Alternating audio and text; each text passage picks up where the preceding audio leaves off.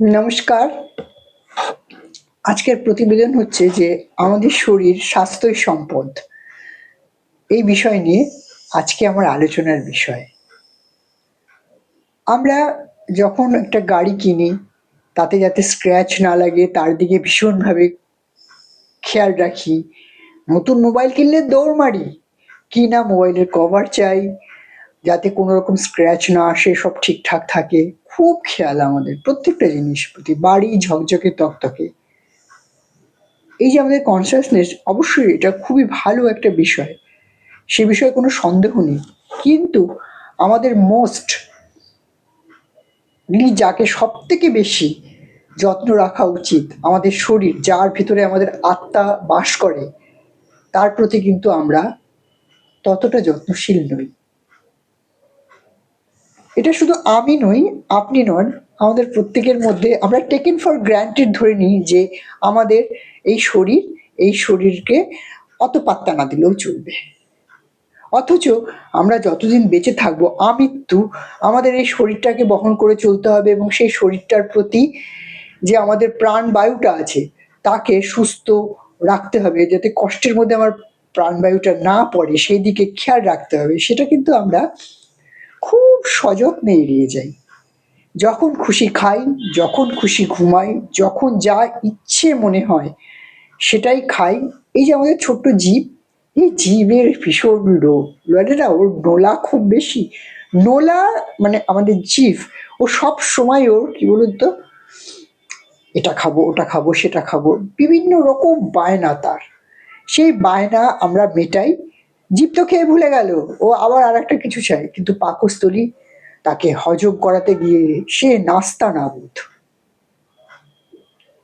তারপরে সেখান থেকে যে খাবার বেরোলো, যে রস বেরোলো, সেটা শরীরের বিভিন্ন জায়গায় গিয়ে আমাদের বিভিন্ন রোগের সৃষ্টি করছে।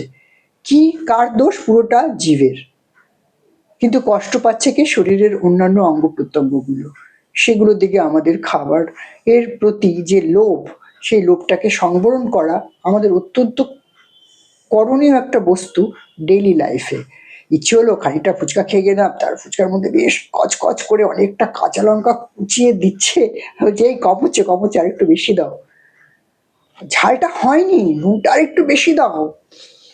পুরো খাওয়ার পর হু হা করতে গিয়ে জীবের তো সুখ হলো, কিন্তু পেট, পাকস্থলী, ও তো পরেশান। এরকম জীবের প্রত্যেকটা সময় কিছু না কিছু বিষয়ে সে এরকম বদমাইশি করে যায়। এবং সেই খাদ্য থেকে যা কিছু আমাদের উৎপন্ন হয় বিভিন্ন শরীরের অঙ্গ প্রত্যঙ্গ চালনা করার জন্য, সেগুলো অটোমেটিকলি সেই জায়গায় যাচ্ছে। আমরা প্রেশার, সুগার, এইসবের শিকার হচ্ছি। ভিলেনটা হচ্ছে আমাদের জীব। জীবকে আমাদের প্রচন্ড শাসন করতে হবে। আর শরীর কোনো ডাস্টবিন নয় যেখানে যা খুশি আমরা সেখানে ফেলে দিলাম। শরীর আমাদের মন্দির, তাকে প্রত্যেক দিন মন্দির যেমন পরিষ্কার পরিচ্ছন্ন যত্ন আত্তি করা, তার প্রতি মনোযোগ দেওয়া, সেটা আমাদের শরীরের প্রতি করতেই হবে। যদি না করি তার ফল কি? তার ফল আমাদের সকলের জানা আছে। তবু আমি একবার বলছি, অনেকে কি টাকা খরচ হবে বলে ভালো খাবার কিনে খায় না, বা জিমে গেলে টাকা খরচ হবে সেই জন্য টাকা খরচ করবে না। কিন্তু যখন হসপিটালের আইসিইউ বেডে শুয়ে লক্ষ লক্ষ টাকা পেমেন্ট করতে হবে, সেটা যদি বন্ধ করতে হয়, ভালো খাওয়া, ভালো খাবার, যেগুলো সহজ পাচ্ছ, টাটকা খাবার, সেগুলোর দিকে নজর দিতে হবে ১ নম্বর। ২ নম্বর হচ্ছে নিয়মিত শরীর চর্চা করতে হবে। যে যোগা করতে ভালোবাসে সে যোগা করবে, যে জিম করতে ভালোবাসে সে জিম করবে, সকালবেলা উঠে ধ্যান করবে, মেডিটেশন করবে। শরীরটা তাহলে অ্যালাইন্ড হয়, মনটা অ্যালাইন্ড হয়, এবং দিনের প্রত্যেকটা কাজ খুব সুন্দরভাবে হয়। ছোট্ট অল্প কয়েকটা জিনিস মনে রাখা।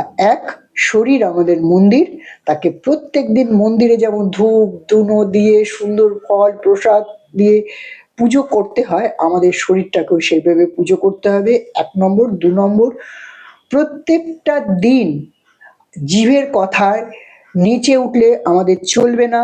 হ্যাঁ, জিভকে শাসন করতে হবে যে তুমি ঠান্ডা থাকো, হ্যাঁ, তোমাকে যা দেওয়া আছে তাই তুমি সন্তুষ্ট মনে গ্রহণ করো, একদম কোনো রকম আমাকে উস্কাবে না।